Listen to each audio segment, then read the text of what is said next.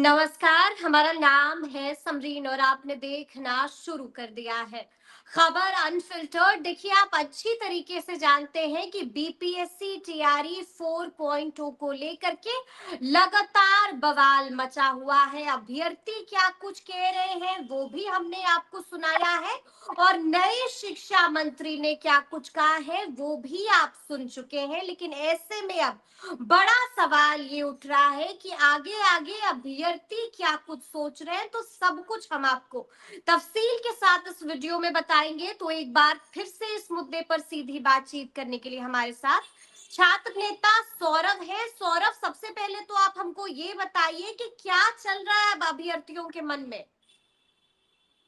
समरीन जी, आपको बहुत बहुत धन्यवाद। बिल्कुल, चौथे चरण की जो बहाली का मुद्दा है, वो मुद्दा मुझे लगता है कि इस प्रदेश के अन्य मुद्दाओं से सबसे बड़ा मुद्दा बन गया है। जहां तक सवाल है कि चौथे फेज की बहाली पर कब विज्ञापन आएगा, तो समरीन जी, ये किसी को भी पता नहीं है। न शिक्षा विभाग को पता है, न बीपीएससी को पता है। जैसा कि नए शिक्षा मंत्री ने कहा कि हम जस्ट अभी तो ज्वाइन ही किए हैं, सोमवार तक जो है, सोमवार को यानी कल एक बैठक उन्होंने बुलाई थी, लेकिन बैठक का कोई फलाफल, विशेष फलाफल नहीं निकला। या अगर निकला भी तो मीडिया के सवाल का जवाब उन्होंने ऐसा दिया कि हम देख रहे हैं, बहुत जल्द करवा देंगे। मैंने कहने का मतलब है कि वही जो टाल मटोल करने की बात या अभ्यर्थियों को गुमराह करने की बात, जैसा कि पूर्व शिक्षा मंत्री भी कर रहे थे, तो अभ्यर्थी बिल्कुल अब समझ गए हैं कि ये जो व्यवस्था बनी है ताकि अभ्यर्थियों को गुमराह तो विगत 1.5 वर्षों से किया जा रहा है। जो विज्ञापन अगस्त 2024 में आना चाहिए, वो विज्ञापन अभी मई 2026 आ गया और अभी तक इस मामले को लेकर 9 बड़े आंदोलन, एसटीईटी और टीआरई 4 दोनों को लेकर मिलाया जाए तो लगभग 9 आंदोलन बड़े बड़े विगत जून से लेकर बड़े अभी तक हुए। आंदोलन हो चुके हैं इसको लेकर के। बिल्कुल बिल्कुल, हाँ बिल्कुल समरीन जी, पूरा डाटा अगर आपको हम बता दें तो आपको बताएं कि 7 अगस्त और 18 अगस्त को एसटीईटी का प्रोटेस्ट हुआ था, बड़ा बड़ा बड़ा आंदोलन। उसके बाद 4 सितंबर को प्रोटेस्ट हुआ था, उसके बाद 9 सितंबर को प्रोटेस्ट हुआ था, उसके बाद 19 सितंबर को प्रोटेस्ट हुआ था और चुनाव के जस्ट पहले आपको याद होगा कि छात्र नेता की गिरफ्तारी होती है 4 अक्टूबर के दिन। वो अंतिम प्रोटेस्ट था चुनाव के जस्ट पहले 4 अक्टूबर। उसके बाद फिर सरकार ने कहा कि हम चुनाव के बाद जो है टीआरई 4 के विज्ञापन के संदर्भ प्रक्रिया को जो है पूरा करेंगे, यानी शुरू करेंगे और जितने भी 46,000 पद की बहाली लगभग होगी उसको हम जल्द से जल्द विज्ञापित करेंगे। लेकिन उसके बाद नहीं हुआ। फिर जनवरी में प्रोटेस्ट हुए, फरवरी में हुए, 10 अप्रैल को हुए और 8 मई का जो समरीन जो प्रोटेस्ट था, मुझे लगता है कि ऐसा प्रोटेस्ट तो शायद ऐसा जो लाठीचार्ज हुआ अभ्यर्थियों के ऊपर, आज तक हमने, मेरा 10 वर्ष का अनुभव है, ऐसा बुरी तरीके से अभ्यर्थियों के ऊपर, हमारे भाइयों और बहनों के ऊपर लाठीचार्ज हुआ, ऐसा तो देखा, ऐसा दृश्य तो कोई देखा ही नहीं। तो बिल्कुल अब समझ लीजिए कि जिस प्रकार से व्यवस्था बनी है, हम लोग पूरी तरीके से आज के दिन से, आज से गर्दनी बाग धरना स्थल पर अभ्यर्थी बैठ रहे हैं, अनिश्चितकालीन धरना दे रहे हैं, क्योंकि वो चाहते हैं आज कि से टीआरई 4 का गर्दनी बाग में अभ्यर्थी बैठेंगे। बिल्कुल बिल्कुल धरना समरेन जी, देंगे बैठ, जी। हाँ धरना देंगे और लोग बैठ रहे हैं। आपको बता दें कि लोग धीरे धीरे वहां जमा हो रहे हैं। प्रशासन के भी लोग आए हैं, मुझे जानकारी मिली है, अभी हम पटना में नहीं है, लेकिन प्रशासन के लोग आए थे। उन्होंने कहा है कि आप वहां से जो लिखित में आवेदन होता है वो दे दीजिए। दिया गया है आवेदन। तो अब विधिवत जो शुरुआत है ये कि लड़ाई उस बात को लेकर नहीं है समरीन जी कि आपने मांग अभ्यर्थियों को दरकिनार किया, लेकिन जिस प्रकार से बर्बरता पूर्वक और ब्रुटली तरीके से हमारे कई भाइयों का पैर टूट गया, किन्हीं के सर में चोट आई है, आपने बिल्कुल देखा होगा कि किस प्रकार से अभ्यर्थी इस प्रकार से बेरहमी हाथ से दौड़ा कर पीटा मारा गया, गया। बेरहमी बिल्कुल से बिल्कुल। लाठीचार्ज हुई है। बिल्कुल बिल्कुल, वो तस्वीरें हमने देखी हैं और दिखाई दी है लोगों को। तो समरीन जी, ये सवाल आखिर शिक्षा विभाग के पास है, बीपीएससी के पास है। जैसा कि बीपीएससी ने कहा कि मेरे पास जैसे ही अधियाचना आ जाएगी तो हम टीआरई 4 का विज्ञापन निकालेंगे। और परीक्षा नियंत्रक ने 19 अप्रैल के पहले एक पॉडकास्ट किया था और उन्होंने कहा था कि मुझे 23 या याद है। 24 अप्रैल से, याद होगा समरीन जी, 23 या 24 अप्रैल से चौथे फेज की बहाली हेतु विज्ञापन जो है, एडवर्टाइजमेंट जो है, हम जारी जारी करने जा रहे हैं। तो अभ्यर्थी इंतजार कर रहे थे कि चलिए जब जब बीपीएससी के अधिकारी बोल रहे हैं तो क्यों ना उनके बात पर भरोसा किया जाए। तो अभ्यर्थी बिल्कुल अप्रैल महीने तक वेट किए, लेकिन नहीं हुआ।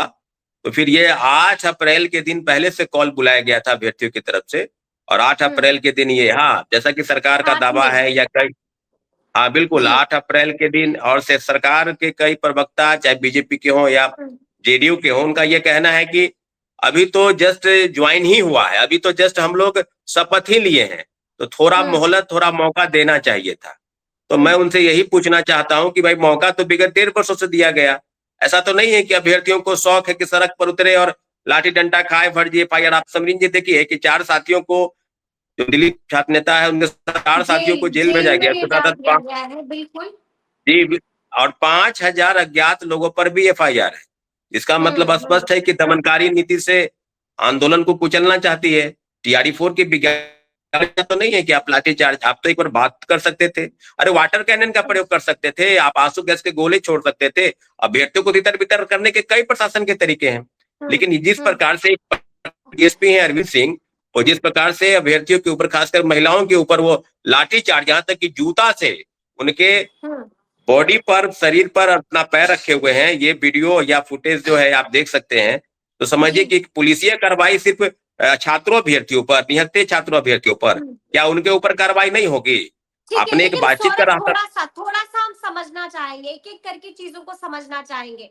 देखिए, शिक्षा मंत्री ने बीते दिन बड़ी बैठक भी बुलाई थी, शिक्षा विभाग में बाजाबते बैठक हुई है। अंदर से क्या कुछ जानकारी छन के आ रही है बाहर? क्या हुआ बैठक के भीतर? क्या कुछ आदेश दिया गया है बीपीएससी टीआरई 4.0 को लेकर के? कुछ पता लगाया आप लोगों ने? देखिए समरीन जी, हम लोगों ने भी पता लगाया है, जैसा कि हम्म जो जानकारी मिली है। पहला कि इसका जो गाइडलाइन है वो चेंज करना है। गाइडलाइन कहने का मतलब कि 2 परीक्षा, प्रीलिम्स और मेंस। हम्म जैसा कि जब ठीक है। एडीओ का पेपर लीक हुआ समरीन जी, 14 अप्रैल से 21 हम्म अप्रैल तक जो परीक्षा हुई थी, उसके तुरंत बाद बीपीएससी ने कहा कि हम नए गाइडलाइन से आगामी परीक्षा बीपीएससी की, चाहे वो एडीओ हो या चौथे चरण की हम्म बहाली हो या जितनी भी बीपीएससी की परीक्षा जो एक शिफ्ट में हम्म या एक पाली में होती है, उसको हम 2 तरीके से प्रीलिम्स और मेंस लेंगे। तो कहीं ना बिल्कुल कहीं अभ्यर्थियों के बीच में असंतोष इस बात को लेकर भी है कि पहले हम्म आप बीएड करें, बीएड की परीक्षा जो होती है वो पास करें, उसके बाद सीटेट केंद्र वाली या एसटीईटी जो राज्य वाली होती है, या डीएलएड, यानी सब हम्म परीक्षा पास करें, फिर आप टीआरई पास करें, तब आप शिक्षक बनेंगे। तो 2-2 हम्म परीक्षा कराने का अगर कोई तर्क ये है, उनका ये कहना है कि हम पेपर लीक रोक लेंगे, धांधली हाँ सेटिंग जो बिल्कुल। है इससे हम रोक लेंगे। तो सबरीन हम्म जी उनको याद दिला दे कि धांधली सेटिंग तो आप रोक नहीं पाए, अभी तक तो नहीं रोक पाए हैं। चाहे एक परीक्षा हो या हम्म 2 परीक्षा हो, सिविल सर्विस की तो परीक्षा 2 होती है, उसमें कौन सा आप धांधली सेटिंग रोक लिए हैं?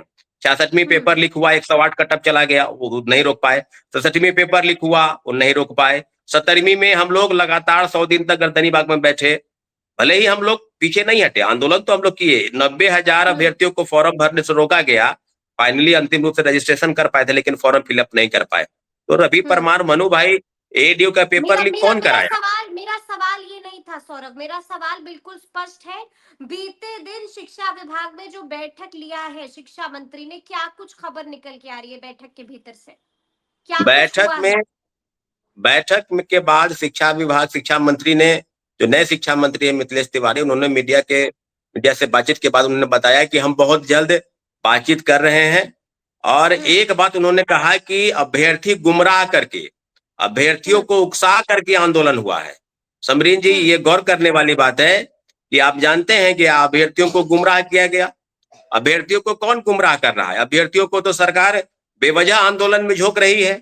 अगर हम्म अभ्यर्थियों के लिए पर अगर आपको इतना ही चिंता रहता, इतना ही फिक्र रहता, तो फिर आप तो विज्ञापन निकाल देते। क्या जरूरत है आंदोलन की? 9-9 बड़े आंदोलन हुए, पूरा डेट बाय डेट आपको मैंने बताया, और पूरी तरीके से अभ्यर्थियों को आपने कहा। और ये जो कह रहे हैं कि महिलाओं को सड़क पर आने की जरूरत नहीं है, महिलाओं को हम्म उन्होंने कहा कि सड़क पर महिला क्यों नहीं आएगी? महिला क्यों नहीं आएगी भाई? 35% आरक्षण हम्म महिलाओं को सरकारी नौकरी में है, 50% स्थानीय निकाय में है, पंचायती राज में, और महिला नहीं आएगी? महिला अपने हक की लड़ाई नहीं लड़ेगी? बिल्कुल हम्म हमारी बहनों के साथ गलत हुआ है, अच्छा, वो स्पष्ट तौर पर ये कह। उम्मीदें हैं नए शिक्षा मंत्री से? क्योंकि आते ही एक्शन में आ गए हैं शिक्षा मंत्री। हमने देखा कि आते ही उन्होंने बैठक बुला ली और लगातार कह रहे हैं कि परेशान होने की जरूरत नहीं है। आपने वो भी तस्वीरें देखी होंगी सौरभ की, कुछ अभ्यर्थी जो है वो अचानक से शिक्षा मंत्री से मिलने पहुंच जाते हैं और शिक्षा मंत्री उन्हें आश्वासन देते हैं, कहते हैं कि हो जाएगा, इत्मीनान रखिए, टेंशन मत लीजिए, लड्डू खाइए, मिठाई खाइए, गुड न्यूज समरीन जी, मिलेंगे आप लोगों को। शिक्षा मंत्री के बात पर भरोसा करते हैं, बिल्कुल करते हैं। लेकिन पूर्व की शिक्षा मंत्री का भी इतिहास अगर देखा जाए तो वो भी विगत 1.5 वर्षों से 2 वर्षों से कभी विज्ञापन को लेकर, कभी रोस्टर को लेकर, कभी महिला रिजर्वेशन को लेकर, कभी दिव्यांगता सर्टिफिकेट को लेकर, हर मामले को लेकर लटकाते रहे हैं। कोई भी मामला क्लियर के तरीके से वो नहीं बोलते रहे। लेकिन इनका कहना है कि हम 10 दिन 1 सप्ताह का मोहलत दिया जाए। तो हम लोग भी तो कह रहे हैं कि आपको 1 सप्ताह का मोहलत दिया जाता है। ऐसा तो नहीं है तो कि आप जब मोहलत एक दें, सप्ताह लेकिन का अभ्यर्थियों के मोहलत बीच दे रहे हैं, जब एक सप्ताह का मोहलत आप दे रहे हैं शिक्षा मंत्री को, तो फिर गर्दनी बाग में विरोध प्रदर्शन करने की जरूरत क्यों पड़ गई आप लोगों को? इसीलिए इसलिए समरीन जी, इसलिए जरूरत है। मोहलत तो हम दे रहे हैं आपको। एक जी 10 दिन का मोहलत इसलिए 1 सप्ताह का दे रहे हैं कि 7 दिन तक हम बैठ के इंतजार करेंगे ना। गर्दनी बाग में ही बैठेंगे 7 दिन तक, कहीं उठेंगे नहीं। 7 दिन तक बैठेंगे। अगर आपने कहा कि हम 7 दिन के अंदर विज्ञापन या 10 दिन के अंदर विज्ञापन निकाल देंगे, तो वहां से धरना समाप्त हो जाएगा। गर्दनी बाग 70वीं सिविल सर्विस की तरह जो आंदोलन होंगे, उसी प्रकार से बढ़ेगा आंदोलन। वो 10 दिन का आंदोलन समझ के ये ना समझे कि वो अनिश्चितकालीन है। जब जब सरकार हमारी बातों को मान लेगी, विज्ञापन जारी कर देगी लिखित रूप से, क्योंकि शिक्षा विभाग और शिक्षा मंत्री और बीपीएससी जो कह रहे हैं, उस पर अभी तक अभ्यर्थियों को भरोसा नहीं है। कोई भी नोटिफिकेशन जारी करने के संदर्भ में कोई भी लिखित आश्वासन अभी तक नहीं मिला है। हम लोग गर्दनी बाग धरना स्थल इसलिए बैठ रहे हैं कि हमारे साथियों की रिहाई हो, जिनको जेल भेजा गया है उनकी रिहाई हो। 5,000 अज्ञात लोगों पर जो एफआईआर हुआ है वो वापस करे सरकार, और बिना शर्त जो अभ्यर्थियों के ऊपर लाठीचार्ज हुआ है, जो पुलिसिया कार्रवाई हुई है, सभी पुलिस कर्मियों के ऊपर कानूनी कार्रवाई किया जाए। ये सारे आवेदन हम लोगों ने अलग अलग तरीके से, चाहे वो एसएसपी कार्यालय हो, चाहे डीएम कार्यालय हो, चाहे ऊपर के जितने भी मुख्य सचिव से लेकर प्रधान सचिव, सभी विभागों को दिए जा रहे हैं। कि सिर्फ एक तरीके से नहीं है कि अभ्यर्थी जो है, अभ्यर्थी के ऊपर आप लाठीचार्ज करेंगे तो अभ्यर्थी धरना भी नहीं देंगे। हम लोग का धरना सिर्फ टीआरई 4 विज्ञापन को लेकर नहीं है समरीन जी। तो क्या इसको लेकर के आप लोगों ने मुलाकात करने की कोशिश की मुख्यमंत्री से? क्या मुलाकात करने की कोशिश की शिक्षा मंत्री मिथिलेश तिवारी से?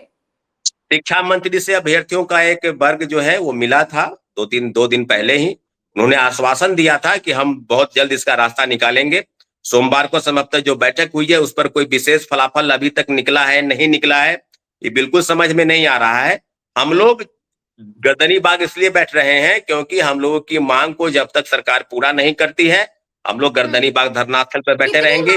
हमारी कितनी मांगे हैं? पहली मांग है कि टीआरई 4 का विज्ञापन जल्द से जल्द जारी हो। दूसरी मांग है कि दूसरी मांग है कि टीआरई 1 से लेकर टीआरई 3 तक जो परीक्षा एक तरीके से आयोजित होती थी पहले एक पेपर में, अब वो प्रीलिम्स और मेंस किसी भी अभ्यर्थी को स्वीकार नहीं। क्योंकि अगर आपको प्रयोग ही करना है, बदलाव ही करना है, तो टीआरई 5 से कीजिएगा। उसकी आप कर रहे हैं। एक तीसरी मांग है कि बिना शर्त हमारे साथी जो 4 अन्य साथी जिनको डिटेन करके गिरफ्तार करके जेल भेज दिया गया है उनकी रिहाई हो। और चौथा, 5,000 अज्ञात लोगों पर एफआईआर, ये जानबूझकर अभ्यर्थियों को डराने और धमकाने का प्रयास प्रशासन की तरफ से है ताकि वो आंदोलन न करे, अपनी मांगों को पूरा करने के लिए कहीं भी ना जाए। तो इस तरह की चीज चौथी है। और पांचवी सबसे महत्वपूर्ण डिमांड ये है कि जिस प्रकार से शिक्षा विभाग और बीपीएससी अधिकारियों द्वारा लगातार अभ्यर्थियों को गुमराह किया गया, तो हम ये मांग करते हैं कि जल्द से जल्द बीपीएससी के ऊपर, क्योंकि बीपीएससी के अधिकारी झूठ बोल रहे हैं, तो क्यों ना उनके ऊपर कार्रवाई हो। भाई आपने कहा ना कि हमने विज्ञापन जारी करने जा रहे हैं, तो बीपीएससी के खिलाफ ये लड़ाई सिर्फ ये बात नहीं है कि आपने अभ्यर्थियों के ऊपर लाठीचार्ज किया, उनके ऊपर कानूनी कार्रवाई कर रहे हैं। तो इसलिए हम लोग 5 मांगों के साथ हम लोग गर्दनी बाग पर शांतिपूर्वक सारे शिक्षक अभ्यर्थी जमा हो रहे हैं और अपनी अपनी मांगों को लेकर बैठ रहे हैं। तो अगर मांगे नहीं सुनी जाती हैं इतना कुछ करने के बावजूद, तो फिर क्या सोचा है, क्या कीजिएगा? समरीन जी, शिक्षा विभाग हम लोग तो कह ही रहे हैं ना, ऐसा तो नहीं है कि ये अंतिम आंदोलन था 8 मई को। 8 मई को ये अंतिम आंदोलन नहीं था, इससे भी बड़ा आंदोलन गर्दनी बाग में धरना इसलिए दे रहे हैं ताकि हमारी मांग को सरकार पूरा करे। और 1 सप्ताह 10 दिन का मोहलत ने शिक्षा मंत्री ने दिया, तो उस वादे को पूरा करे। चलिए देखना होगा कि आगे आगे क्या कुछ होता है। बहुत बहुत शुक्रिया बातचीत के लिए सौरभ। तो सुना आपने कि छात्र नेता सौरभ ने क्या कुछ कहा है, साफ साफ कह दिया है कि अभ्यर्थी पीछे नहीं हटने वाले हैं। तो अब देखना होगा कि आगे आगे क्या कुछ होता है, और देखना ये भी होगा कि आखिर अभ्यर्थियों की मांगे कब तक सुनी जाती हैं। तो फिर ये पूरी बातचीत और ये पूरी वीडियो आपको कैसी लगी है, कमेंट करके हमें जरूर बताइएगा। तो ऐसे तमाम अपडेट्स के लिए बिल्कुल ऐसे ही हमारे साथ बने रहिएगा और देखते रहिएगा खबर अनफिल्टर्ड। बहुत शुक्रिया।